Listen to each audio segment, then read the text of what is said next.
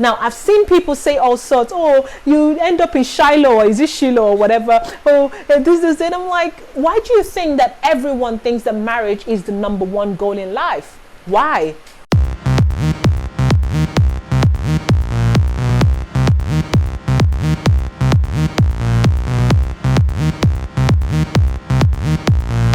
Hey guys, welcome back to my channel. My name is Renee, as you already know. Thank you so much for coming back. So today I want to talk to you about the lessons that I learned from my marriage. I'm divorced, by the way. Yeah. If you know me from Twitter, I think you already know that. So this is not going to be about what went wrong in my marriage. It's going to be mostly about the lessons that I learned from my marriage, right? So if you follow me on Twitter, you would know that I've never spoken about my marriage in a bad light before. I would never talk bad about my ex-husband. And I've also several times said that he's an amazing man. And people have said, oh, why did you leave him if it was amazing and whatnot? Yes, my ex-husband is an amazing man. He's one of the most wonderful men that I've ever met. He's a really nice man. He's God-fearing and he has a good heart. And that was the reason why I fell in love with him. But what I learned was that being a good man or having a good heart is not enough to make a decision to marry somebody. I'll explain. So there are so many things that we want and need in our partners, people that we want to spend the rest of our lives with. Sometimes we make the mistake of saying that because we've seen a particular side of something that is so overwhelming that we decide to ignore everything else and just rely on that only. We tell ourselves that, oh, because I have seen one thing that I'm not used to seeing from this person, I am going to ignore everything else. Things that I really, really want, things that I can't live with, because you tell yourself that at some point, because this person has that quality that you really need in them, that you're going to be able to change them or try to convince them to be what you want in the future. I learned the hard way, and he learns the same way as well. What we both learned was that even though we both had good hearts and we saw a lot of qualities that we liked in one another, there were things that we just couldn't live with. And even though we tried so hard to be those things for ourselves, we just couldn't do it. There were things that we did try to do, like try to compromise, but what happened was that we started losing ourselves. And then we got to a point where we couldn't recognize ourselves anymore. That is one of the lessons that I want to teach you today. Just because you see one thing in somebody doesn't mean that you should ignore the other things that you actually want. There are things that you are never going to be able to live with or live without in a marriage or in a relationship with somebody. Look at those things carefully. Don't be too desperate or in a haste to make that decision because you're so in love and so overwhelmed by your feelings or your wants that you ignore those things. That is something that we learned the hard way, and that is the reason why we're here. The conversation that we were meant to have before we got married that we were too scared to have. We later on both agreed that we were terrified of having those conversations because we thought that if we knew the truth that we would never have gone ahead to stay with one another. And that is a massive problem because it gets to a point in your life where that conversation that you didn't want to have comes back to haunt you, and it becomes something that you continuously have conversations and arguments about every day. And it was a massive problem for us because we kept having those conversations. We would try so hard to bend backwards, but it just was not working. Another thing was the fact that we let our family members put a lot of pressure on us. They kept telling us that it was time for us to get married, and what else was there to do? You know, we're adults and, you know, we had things going, that why didn't we just get married? The truth is we shouldn't have gotten married at the time that we did.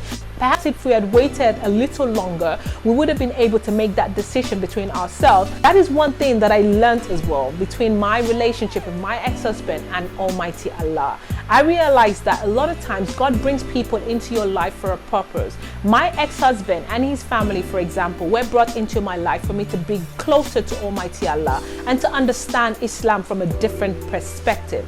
I now see Islam completely differently, and I've fallen in love with it, and I am much more religious than who I was 8 years ago. God actually do bring these people into your life to help you on your journey. There are some people that you're not actually meant to get married to or actually meant to settle down with. You're just meant to let them come through your life to teach you lessons that you will take on to now be a different person in life. Those lessons that I learned from my marriage are what made me the woman that I am today. And I'm grateful to my ex-husband and grateful to his family as well.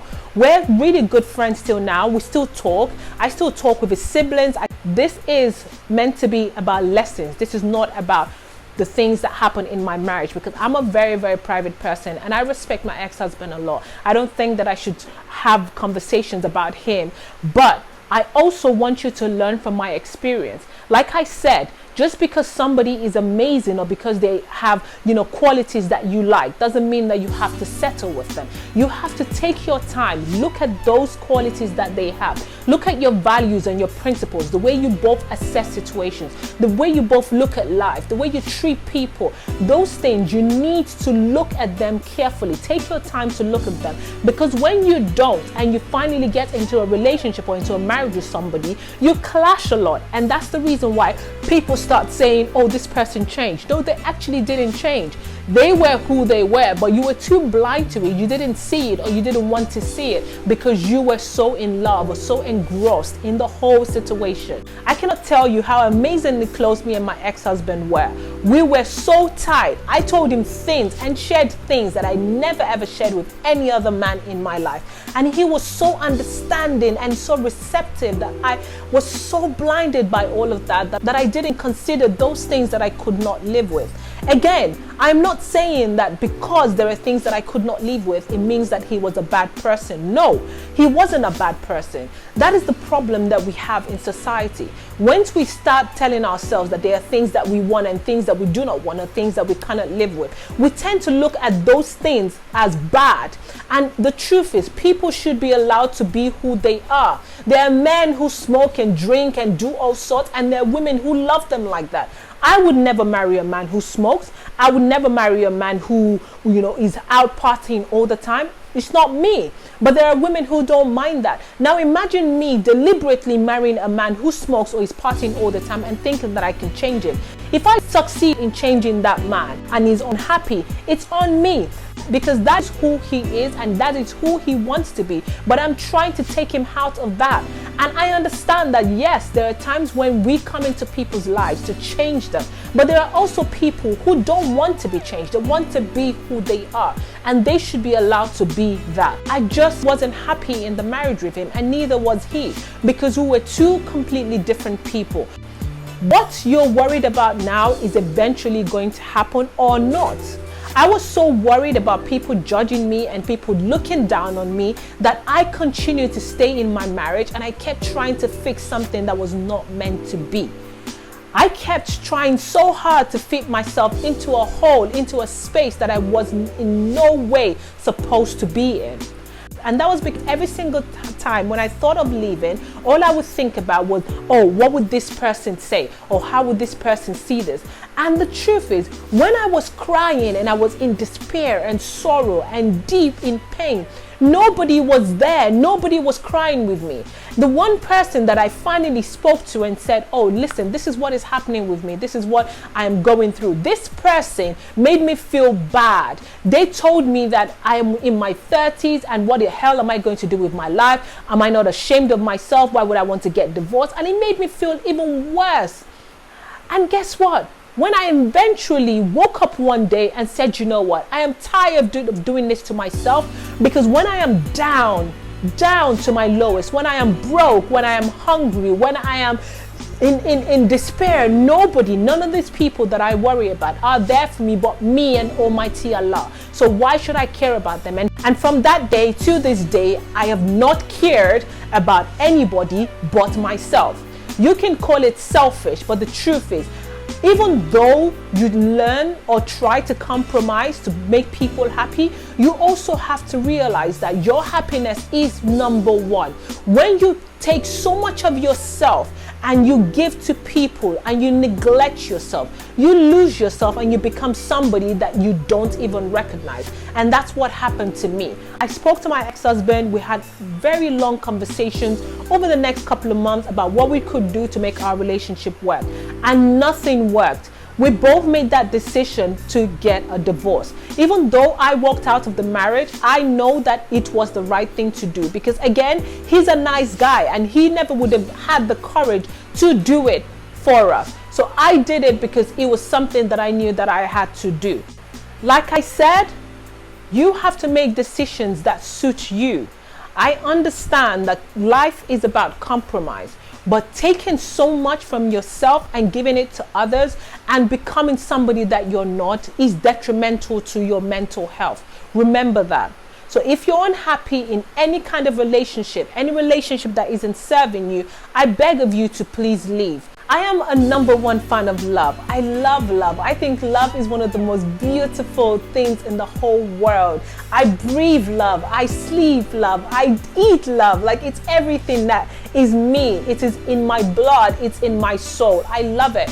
But I don't want you to put yourself in a situation where you think that you have to be because of what people would say or what you think people wouldn't say about you. You have to think about yourself. Don't be in any kind of relationship just because you think that that's what the society wants for you. Now, I've seen people say all sorts, oh, you end up in Shiloh, or is it Shiloh or whatever, oh, this, and I'm like, why do you think that everyone thinks that marriage is the #1 goal in life? Why? Who told you that every single woman in this world is so hungry for marriage? In fact, there are women who don't even want to have kids. That's another conversation for another day. But I am not one of those women. If I never get married, I am going to be fine. I am self-sufficient and I love myself. And yes, I love. And yes, I want to find a happy home. I want to be with somebody who I am crazy in love with, but not at the detriment of my mental health. I need you to understand that. If I ever get married again, it will be because the person that I'm marrying shares the same values and beliefs as I do. I no longer want to be married in a society where women are seen as second or are seen as less. You can say whatever you want, but that is my belief and that is what I want. Like I said, when I was sad and depressed, nobody was there. Absolutely nobody was there.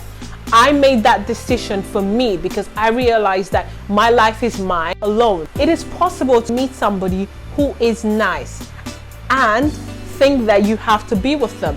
It is so hard to find nice people. It's so hard to find good people that when you find one, you want to stick to them so hard. But the truth is, you also have to consider the other things that are important to you, things that you can and cannot live with.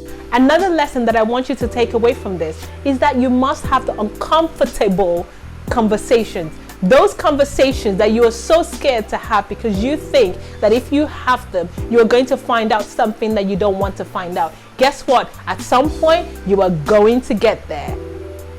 And I don't want you to go through divorce. It is not funny. It is not a joke. It's heart-wrenching. So please make that decision now. Have that conversation with that person. Do you want kids? What do you think about religion? What do you think about spirituality?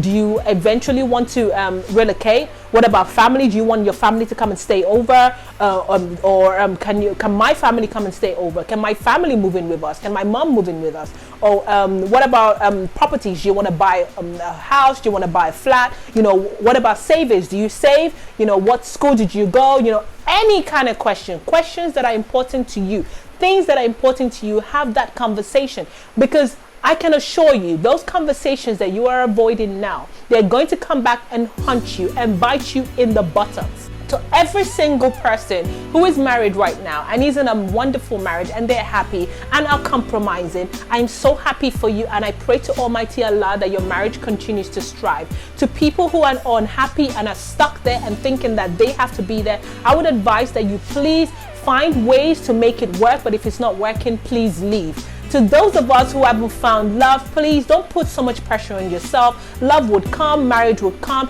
Even sometimes you don't even realize that you don't want something until you take a step back and you start to think about it. Some of you don't even want to get married, but you are wanting to get married because society says that you must. So please think about it very carefully. Like I said, I wish us all luck and I wish us all love and happiness, because love is one of the most amazing things and beautiful things in the whole wide world. So I'm hoping that this helps you and educates you a little bit. Like I said, I didn't want to go deep into my marriage or my divorce because I respect my ex-husband so much and I would never ever talk bad about him or talk about our personal business. But if you can tell from the little that I said, you could see that I'm trying to give you life lessons that I learned in my own marriage and divorce as well. So I wish you luck and I hope that everything works out for you. Thank you so much for watching, and I'll see you next time. Mwah.